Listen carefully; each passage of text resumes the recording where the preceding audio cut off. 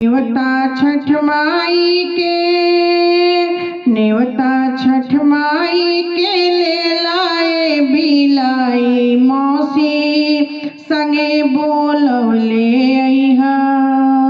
आसन पिठिया पे सजाइए बिलाई मौसी सुना बैठवले अइहा। आसन पिठिया पे बिठाइए बिलाई मौसी सुना बैठवले अइहा। माई लपियरी साड़ी गोटा जराइल, सभे फलवा सोघा सोघा बानी ले आइल। अर्घ संझिए से दियाइए बिलाई मौसी संगे बोलवले अइहा।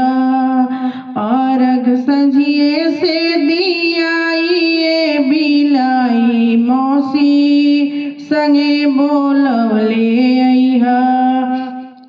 नेवता छठ माई के दे दाए बिलाई मौसी संगे बोलवले अइहा। सरधा बदिलवा में बात न भुलाइहा, बदला में हमरा से तू दूध भात खइहा।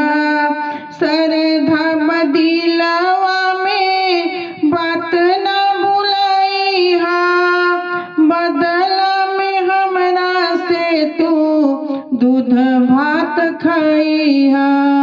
देहब भर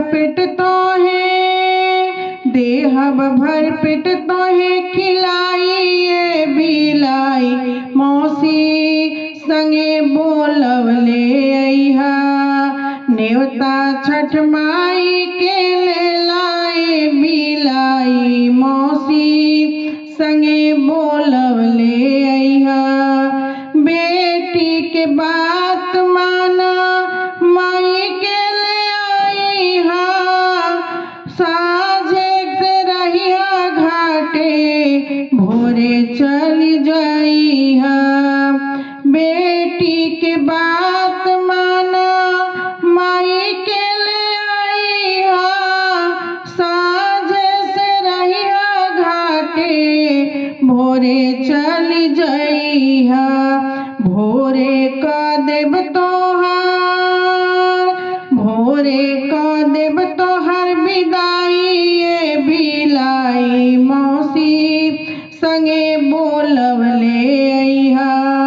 भोरे का देव तोहर विदाई बिलाई मौसी संगे बोलवले अइहा।